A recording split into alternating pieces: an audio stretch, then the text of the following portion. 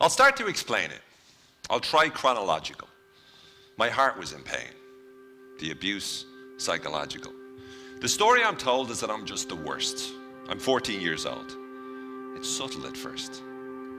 Things just seem so dire, you know. The bully, he's scaring me. I can't trust him, that liar. I'm fully aware that he says I'm a reject, and I know that it's true. Says I can't be accepted whatever I do. I'll suffer lost and alone till the day that I die. At what cost? He says, Owen, maybe you should try to write a suicide note. Say goodbye and just go. My mind tells me I want to, but I just don't know. 24 years later, he's still around. Plenty more tears later, and he still makes a sound. So this is my theory of what happens in our head. Inner propaganda determines how we're led. We influence ourselves in the very same way as we're influenced by others every single day. If we can stop propaganda from being able to work, we can also stop listening to this inner jerk. Now, I studied behavioral economics, NLP, psychology, Bob McKee's Storynomics, and well, even neurology. I traveled to North Korea, Rwanda, and the US. I even studied Irish history, searching for the best examples of propaganda that I could find to explore how it's used to manipulate the mind. Now, I believe that propaganda is basically a war of voices that controls our mind and dictates our choices. The weapons of this war are the power of words. They're made up of stories made with nouns and with verbs. Now, the consequences are really quite chilling, because behind every bomb and every mass killing are the voices that cause us to create hell. And we got voices in our head that do that as well. They do what they can to attack us, you see, because they know we don't often think rationally. But how come?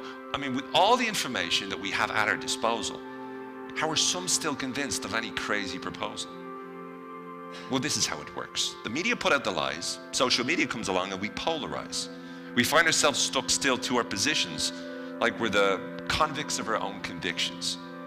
And the voices that we hear are loud, certain, and clear. They're emotional or down or full of fear. They often dominate our internal chatter like we're lost inside some inner rap battle. We feel what we feel, then the beat kicks in. And that's when the thought war starts to begin.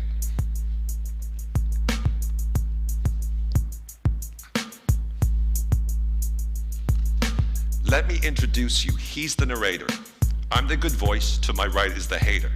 Who are you talking about? Got a problem with me? You know you got a big mouth, but it's obviously because you're the odd one out. You're completely alone. Maybe his name's Owen because he's all on his own. Sorry, you're me too. Have you really forgotten? Pardon me, that's true, and I feel really rotten. Know why your relationships ain't been very healthy? Only time the girls like you is when they think that you're wealthy. You've nothing to show for part two of your life. You're not friends, not rich, not even a wife. But look at all the things that I have done. 6 books, 90 countries, I've had quite a run. Sad you want a medal, cause you can book a flight or put words together on a computer, right? But how many people have left you over the years?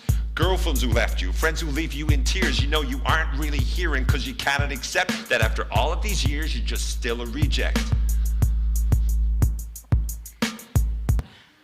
I'm not just having a midlife crisis on stage. I do have an important point that I believe needs to be made. You see, you convince yourself of what you think is true via this inner battle that happens inside of you. Now, he compares you to others and he makes you feel bad. He makes you guilty or angry or fearful or sad. He lies about what to do, finds ways to affect you. But why is this true? How does he misdirect you? Well, let me explain how we make mistakes. Our brains are efficient. There are no second takes. We create shortcuts in how we process our lives. We jump to conclusions and we generalize. Now, confirmation bias, that means we just want to be right. Contradicting items, we delete them out of sight and we only hold on to what we think is true. Information from the world then becomes skewed. Now, biases affect us like our feelings do, and they bias and direct what we're seeing too.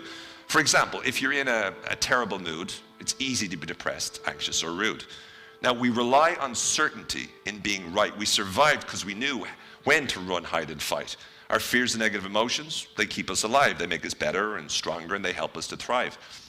So we believe all is bad because our feelings dictate it. And we're trapped in these feelings even though we hate it. We sell ideas to ourselves, repeat speeches internally. We tell ourselves stories that are reaching us verbally. All this happens inside our head whenever we think. Reality's building as fast as we blink. When you're depressed, you don't think negatively. When you're depressed, you believe negatively. Now, propaganda determines who lives or who dies. We're tricked into believing its dangerous lies. How it persuades, well, it's no longer a mystery. I mean, we're all mental slaves on the wrong side of history. But at its worst, there are horrible examples of propaganda.